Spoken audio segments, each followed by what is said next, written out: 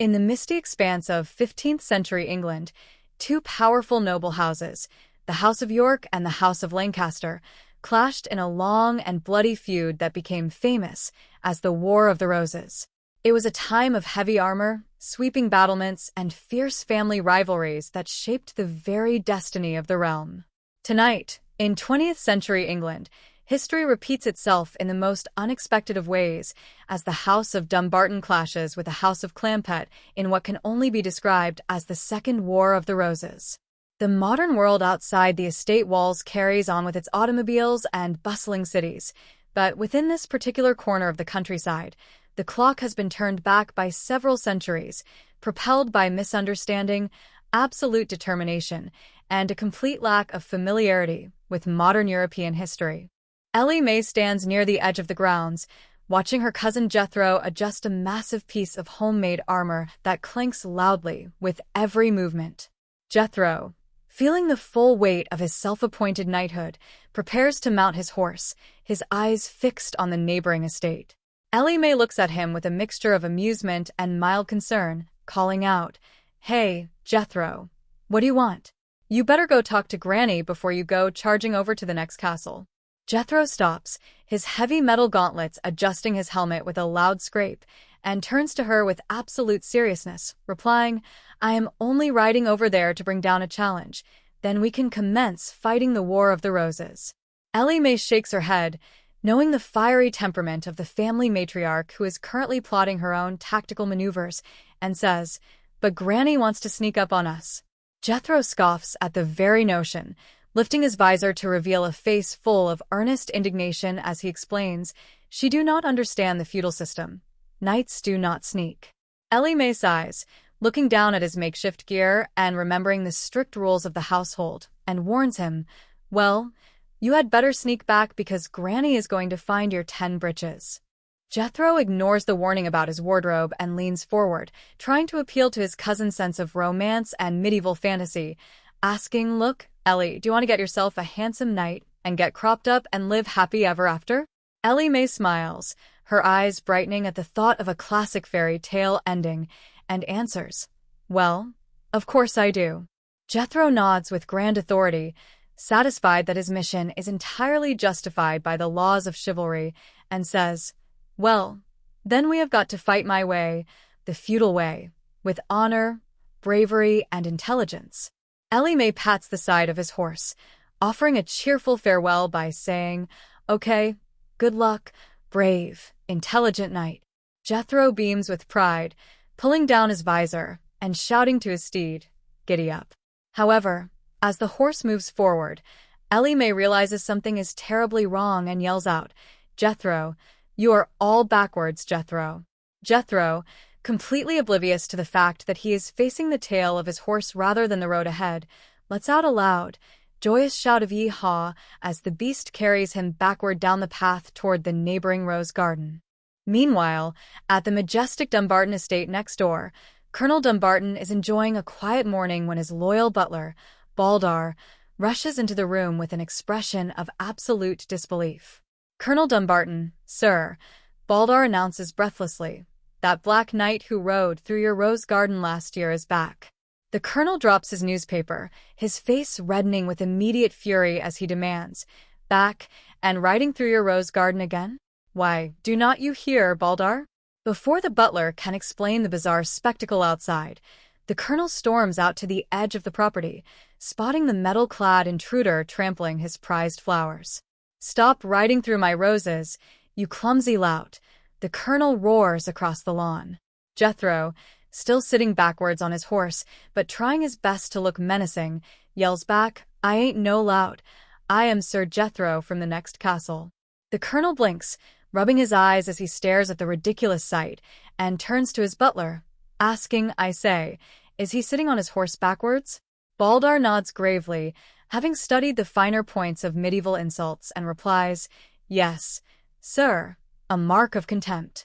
The colonel shakes his fist at the rider, shouting, "Begone, you rotter, or I will set the dogs on you." Jethro, undeterred by the threat of hounds, shouts back, "Too late. We is challenging you to the War of the Roses. We will be back with our rabble and pillage you. Giddy up. Baldar watches the chaotic retreat and reports, "He is riding back through those roses, sir." The colonel, clutching his chest in anger, shouts into the wind, "Curse you, Black Knight. I accept your challenge. This is war." Back inside the main house of the Clamford estate, the family friend and business associate, Mr. Flavisham, is startled by a sudden call from across the Atlantic. "Me, Mr. Dumbledore?" he asks, thoroughly confused by the frantic shouting on the line. The voice on the other end belongs to none other than the ambitious banker, Mr. Drysdale, who is currently calling from London. "Oh, thank you," Mr. Flavisham says, correcting himself. "Baggage here, Mr. Drysdale. You still at the hotel?" Mr. Drysdale, speaking from a luxury suite in the heart of London, responds with immense excitement. "Yes, Mr. Clavett, and I have some wonderful news for you. It won't be necessary for you to come to London to see the Queen." Inside the castle, Jed Clampett overhears the conversation and walks over, holding a large, official-looking document. "Well, fine," Jed says into the room, "but how are we going to give her back the deed to Canada? I got it with me." Mr. Drysdale chuckles over the crackling phone line, his mind spinning with the massive public relations victory he has just orchestrated, and explains, "Now, that is the exciting part. I have been using my influence, contacting all my connections." Before Mr. Drysdale can finish his sentence, a sudden knock interrupts the London side of the call, prompting him to shout, "Come in." He then returns to Jed, boasting, "And as a result of my superhuman efforts, Queen Elizabeth is coming to Clamford Castle to see you." Jed's jaw drops in utter shock, and he stammers, "Oh no, but she do not have to do that." Mr. Drysdale, completely misinterpreting Jed's humility for sheer joy, insists, "No. She insists, after what you have done for her, she won't have it any other way." Jed shakes his head in amazement, deeply touched by the gesture, and says, "It sure is a mighty great honor for us, Mr. Drysdale." The banker smiles, adjusting his tie in his London hotel, and replies, "Glad to do it. Oh, and by the way, do not spin it around security reasons, you know. Oh, yes, I will be with her for Britium to you." Back in London, an associate stares at Drysdale in absolute horror and says, "You are a madman. Now, just hiring someone to impersonate the Queen is one thing, but no actress in the United Kingdom would consent to a scheme like this." Mr. Drysdale waves his hand dismissively, whispering fiercely, "Now, just hold it right there.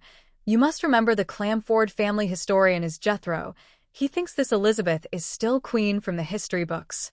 Back at the Dumbarton estate, the atmosphere is growing increasingly tense as the colonel's family tries to cope with his sudden military delusions.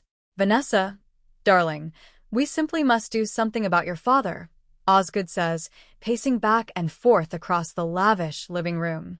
Vanessa sighs, pouring a cup of tea, and replies, "Oh, sit down, Osgood.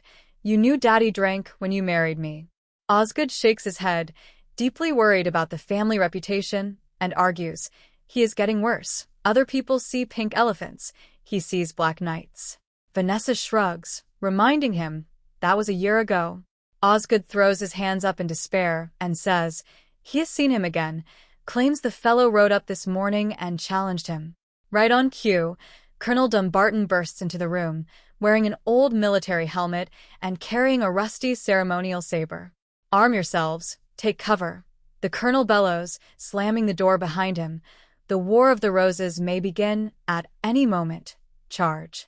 Osgood stares at him in disbelief and mutters, "The War of the Roses? That was 500 years ago." Vanessa gently takes her father by the arm, guiding him toward a chair, and says to her husband, "Be it, Vanessa. All right, dear. I will hide his brandy." Out in the courtyard of the Clamford estate, Jethro is busy constructing a monstrous wooden device, tightening ropes, and testing the tension of a massive wooden arm. Ellie Mae walks up, inspecting the contraption with great curiosity. "Many a castle has been captured with these here catapults," Jethro declares proudly, wiping sweat from his brow. Ellie Mae tilts her head, looking at the solid stone walls of the neighboring property, and asks, "How are you going to get it inside the wall?" Jethro chuckles at her lack of military strategy and explains, "I ain't. It is going to get me inside." Ellie Mae's eyes widen in alarm as she realizes his plan, and she says, "Oh, it is going to throw you like a slingshot." Jethro nods vigorously, pleased with her comprehension, and asks, "Ain't you never heard of Sir Lancelot? A sail in the walls. This here is what sent him a-sailing." Ellie Mae looks at the hard stone floor and asks with genuine concern, "Ain't you likely to get hurt?" Jethro slaps his metal chest piece, causing a loud ringing sound, and replies, "Heck no, that is why knights wear his armor. I reckon that is where they got the expression, fly by a night." Ellie Mae ponders this piece of historical lore for a moment before asking, "But what are you going to do after you get inside?" Jethro draws a wooden practice sword, swinging it through the air with grand enthusiasm, and says, "I am going to what you call lay about me with my trusty sword. Then when I get him all pillaged, I will open the gate, let you in. You can pick yourself out at night and get troughed up." Ellie Mae frowns, crossing her arms as she objects. "Why, Hank Forrest, I do not want him if he is all pillaged. I will just stun the good-looking." Jethro climbs into the launching basket of the catapult, gesturing to the release lever, and tells her, "You sit in the chair and hold it down till we get there." Before Ellie Mae can sit down, Granny's sharp voice echoes across the courtyard, shouting, "Granny, a levy Getro, where is everybody? What is a blue blazes?" Jethro panics, pulling the pin prematurely, and yells, "So long, sir," as the catapult snaps forward, launching him over the high stone wall. Back in the Dumbarton solarium, the colonel is peering through a pair of binoculars, scanning the horizon for signs of incoming cavalry. "See, Vanessa, here is some excitement," the colonel says, tapping the glass. "Heller in Twickenham claims to have seen a speckled-breasted chap. Prepare to repel attackers. The Black Knight is coming." Osgood, sitting on the sofa with a birdwatching guide, asks dryly, "Was it a male or a female chap?"